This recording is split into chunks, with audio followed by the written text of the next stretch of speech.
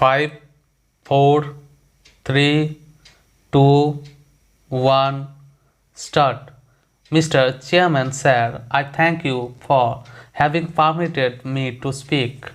The budget presented by our beloved Prime Minister of India is a mixed one, which deserves both appreciation and criticism. Being the maiden budget presented by our Honorable Prime Minister, he can be excused this time, with the hope that he will present a pleasant budget at least next time, provided he continues to hold the finance portfolio. It is worthwhile to take into account the comments made by various people belonging to various sections. The Chamber of Commerce people believe that instead of giving relief to corporate sector, government has taxed 30% minimum tax, which will hamper the growth of the corporate sector. This would offset the liberalization on depreciation allowance and would create a serious impact on the share market. The TV is no longer a luxury item and is a media for propagating government policies and programs, and it is a media to educate the illiterates who form a major part of the population of our country.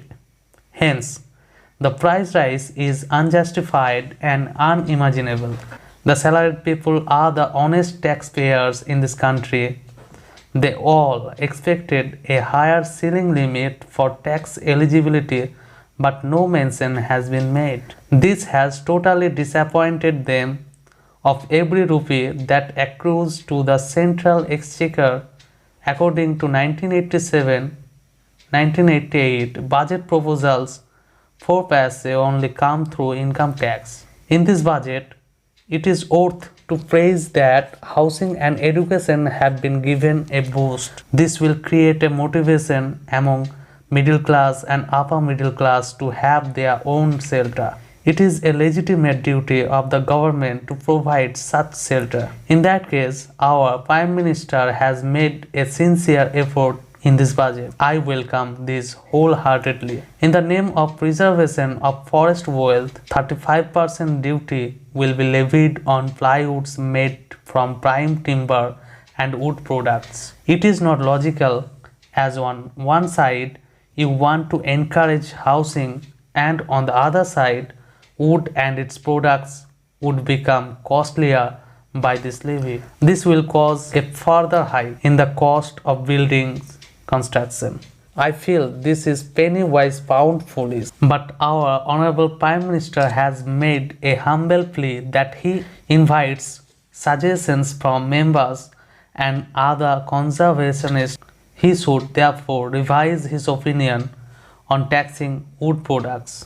Next, more allocation to education is a welcoming measure which can turn our illiterate masses into literates and increase our literacy rate so that the people can judge things well and they cast their vote properly without being carried away by the sympathy wave. Excise duty on aerated soft drinks and soda being 20 paise and 15 paise per bottle is unwarranted. Soda is not used for mixing up with hot drinks alone by affluent sections, but also used by the poor and middle class people to quench their thirst. Even the politician, while speaking on the platforms, drinks soda, but he does not pay for that. The organizers of the meeting only pay. So, it has become an additional burden for the people of the lower rank of the party who form the rank and file of the organization. Hence, it is unjustified to increase the excise duty on soda and soft drinks. I will appreciate the Honorable Prime Minister if he puts excise duty up to 30 to 40% on hot drinks so that the people can be relieved from the clutches of the devil of drinking habits and also the exchequer gets more money. Next, though Snuffing and chewing tobacco is really harmful to health. People in the rural areas forego their foods while at work and also when they are not able to take one square meal a day, indulge in chewing tobacco and snuffing.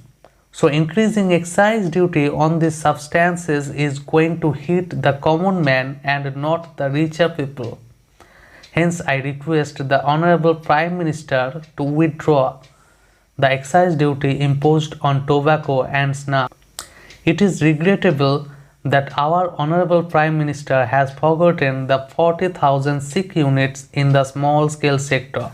Neither he has made an honest attempt to nurse them back to health from sickness, nor has he made any provision in the budget presented. Hence, I request the Honorable Prime Minister to take into account the problems faced by the sick units in the small scale industries. It is unfortunate that the Honorable Prime Minister has not encouraged the banking industry, which has a major role in the national development, like tax incentives to facilitate mobilization of the savings. While creation of a national housing development finance bank is appreciable, nationalized banks should be made to involve in these activities with a due caution, not to allow favoritism or ruling political party interference. There are certain features present in the budget to be praised and applauded. One is that any compensation received by a workman at the time of his retirement is exempted from tax.